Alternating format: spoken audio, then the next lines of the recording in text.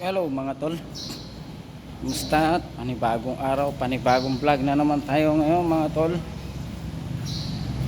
So pasensya na mga tol ng mga viewers ko na matagal bago ako nakapag-upload ulit.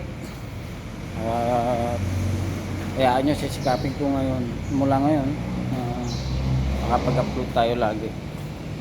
Kasi unang-una naging busy talaga kami mga sumusunod na araw, no? Sunod-sunod mga tol. At ngayon i-update ko kayo mga tol sa Rosie kung ano ang mayroon kaming mga motor ngayon dito. So yan no, mga tol, at matagal akong hindi nakapag-upload sa inyo at wala akong na i-video. At ngayon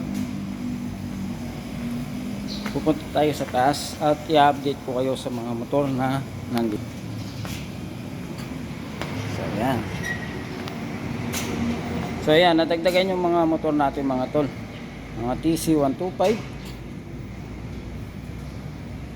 at saka yung Surf 110. Ayan mga tol. Bagong deliver itong mga tol. Ito yung mga dati. Ayan, yung mga naiwan dati.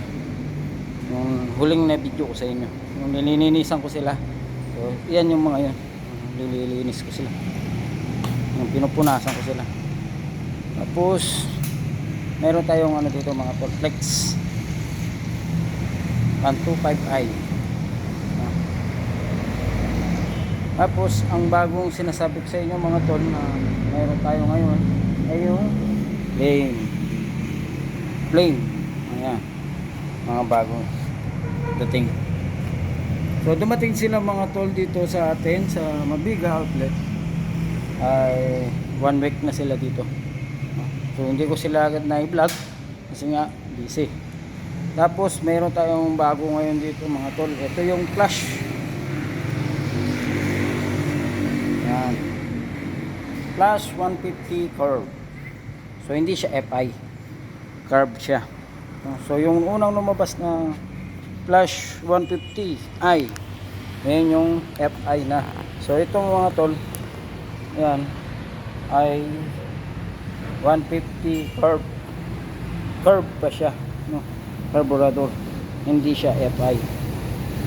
Ayan, yan yung bagong dumating na Flash 150 curve. Tapos meron tayo dito Sparkle i 125i, Sparkle 125i. So wow, ganda ng headlight. So yan mga tol, no? Yan yung ating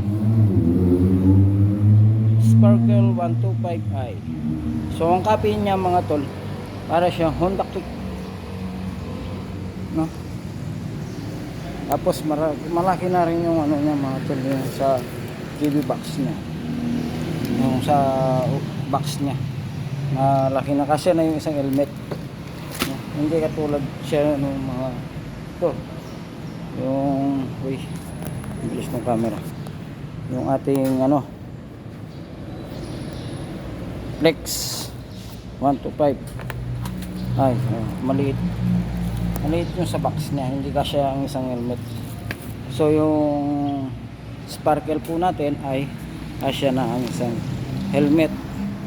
So malaki siya, pagka scooter malaki siya. So walang pinagkaibang laki ng Honda Click. Ganyan din yung laki, pati yung forma dito. Ang kagandaan dito mga to, kung maglalagay ka ng JB box, hindi mo na kailangan pabutas. So mayroon siya nakahabang, no? Nakatakip lang sila ng rubberized. Ayan. So may takip lang sila ng rubberized, so pwede siyang lagyan ng JB box. So hindi ka na kailangan magbutas. Yan yung mga bago niya kasama, mga TC 150. So yung mga natira kasi natin dati, yung mga pinupunasan ko na yon ay mga 125 sila. So yung mga dumating 150. Ayan. So ilang piraso lang yun mga, tapos ilang piraso lang dito. So yung ating Flame 2 pieces lang ang deliver sa atin. So dito ba, ba't ibang kulay sa camera ko? Ba't dito sky blue? Ba't ganito kulay ng camera ko? Oh, totoo mga tol. Sky blue yung naka ano. Oh, tignan mo kung hindi oh. Di ba? Ba't ganito? Pambihirang camera to ah. Ang dadaya sa kulay. Oh, totoo mga tol, ayan oh. Hindi ako nagbibiro. Sky blue siya ang nandito sa video. Pero kapag sa ano, personal, green siya. Light green. Hindi siya dark green, light green. Ano siya, hindi siya yung parang dahon. Mayroon siya pagka light. Hindi siya ganito sa video ko. Kulay blue sa video ko. Oh, sky blue sa video ko eh. So, ganyan din siya kulay. Sky blue siya. Dito, sky green siya. Ano, meat green. Meat green ba yung tawag dyan? Comment nyo nga mga tol kung anong kulay ng mga ganyan. Meat blue ba o meat green? Kasi dito sa video ko, meat green siya. Yung ano yung milk green. Oh. Ay, milk blue. Eh, dito sa ano kung parang siyang milk green. Sa personal. Ba't iba nga? Sa ano naman, okay naman. Sa gray ko, okay naman siya. Dito lang ako nag-ano na ganito kulay. Pambihira. Eh, tingnan mo. Sa bandang ibaba mga tol. Yun dito. Ayun dito, ayan. Mayroon siya pagka green nakikita, di ba? Ayan. Pero sa normal, sa actual talaga, green siya. Ewan ko, ba't ganito kulay sa video ko? Kulay blue. Eh, kung kulay blue to, kung ganyan siya sa video ko talaga, magandang kulay siya. Bagay, magandang kulay naman yung sa blue. Tapos sa gray naman, okay naman siya. Parehas lang. Sa red, okay naman din siya. Eh ito, yan yung light blue. Yung swimming pool na yan. Light blue siya. Pero dito sa camera ko, dark blue. So, ibig sabihin, yung camera ko, yung video ko, naka dark blue siya, no? Tama, naka dark blue nga siya. Ito, yellow green. Yan, yellow green. Pero yellow, ano siya, makita mo, light yellow siya nakita. Ang birang ano na to, cellphone na. Ayan mga tol, konting update lang ano natin, no? Mga motor natin against the light. So mga motor natin dito, update lang ng konti, no? So sisikapin po kayo mag-alala na makapag-update lagi sa inyo at makapag-video ulit. Samantalang ngayon medyo tumagal po tayo, hindi nakapag-upload. So mayroon din tayo dito sa baba. Ayan. Ngayon yung KR 250. Ayan. KR 250. So sabay po nilang dumating yan. So mayroon tayong kulay orange, kulay red, at kulay black. No? Ito naman yung surf. Ayan yung mga dot ko. So ito yung Flash 150 carb. Hindi po siya FI. Flash 150 carb. Carburetor po siya. Tapos yung 400cc po natin. So hindi pa rin po siya nabebenta. At nandito pa rin po yung dalawang 400i na na-video natin dati. No? Ayan. So yung karusa po natin nabenta na, bali nakadalawang benta na kami sa karusa. So yung Rusco hindi pa po siya nabenta, nandito pa rin yung Rusco. Ayan. So yun no, mga tol, konting update ko lang sa inyo yun mga tol. Panimula at sana pagsikapan ko po, huwag ko yung mag-alala, pagsisikapan ko po nakapag video pa ako ulit ng sunod-sunod at para ma-update ko kayo sa mga ginagawa ko po dito at mga ginagawa po namin, lalo na sa mga tips na ibinibigay ko rin po sa inyo. At yun, at ngayon nandito na ulit tayo sa baba. So ipapakita ko kasi sa inyo, kaya bumaba ako mga pumunta ako sa ilalim no ating bridge. Papakita ko po sa inyo yung wangis niya sa ilalim. Ayan no. Ayan. So yan yung mga bridge natin mga tol no. So So ang center stand niya para siyang flex, yung bagong flex natin na yung kanyang center stand ay wala siyang swing arm, wala sa swing arm na hindi nakasali. So nasa makina rin siya, napakaganda. At yung ating Breeze 125i ay mayroon po siyang filter, kamukha po siya ng flex, no?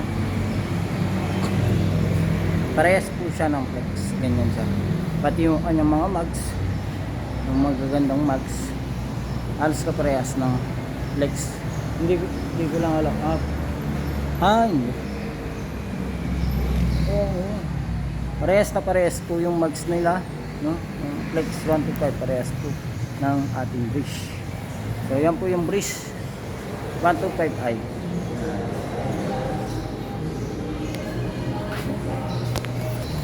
So yun, mga tol, in-update ko lang kayo sa mga motor natin dito, at nasa ganun makapag-vlog na tayo, makapanimula ulit. At sa mga susunod na araw, sana panoorin nyo pa po mga i-upload natin, i-update natin, no? Sa ngayon ay wala pa po tayo mga mas bago pa, pero sisikapin po na makapag-upload ulit, lalo na po yung mga nag-aabang na baguhan na gumagamit ng ating mga motor.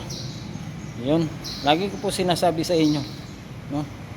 Ingatan nyo po lalo na yung ating mga motor na scooter sa kanyang gear oil at langis. Yun lang po, sana mapanood nyo to at sana ma-update ko pa rin kayo sa mga motor natin dito. So sana tuloy-tuloy makapag-vlog na tayo ngayon. So paano mga tol? At may ginagawa pala ako dito sa mga tol. Ayan. So 9 pound to mga tol sa barangay hall dahil inalitan yung kanyang butso. Ayan,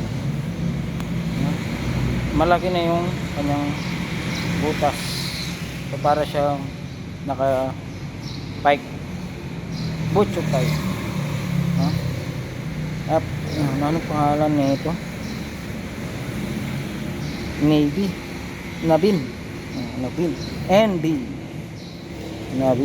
na butso. So dahil matagal siyang hindi umandar, yung karburador po niya ay natambakan ng dumi. Ayan. So kinalas ko na kanina, ayan po yung laman niya sa loob, napakarumi, no? Kaya lininis ko po siya, i-sprayan ko na lang at handarin ko niyan mamaya. So ito po ay motor na scooter na Rush 125. So ito ay carb pa, pero mayroon siya mayroon na siyang breather. Yan, breather. Ayan. So paano mga tol, hanggang dito lang, at sana magkita-kita pa tayo muli. Sana panoorin nyo pa rin yung mga video ko kahit matagal po akong hindi nakapag-upload. At sana abangan nyo po yung mga bago nating i-upload. At sisikapin ko po na makapag-vlog tayo muli na hindi ganun katagal. So paano mga tol, hanggang dito na lang, paalam.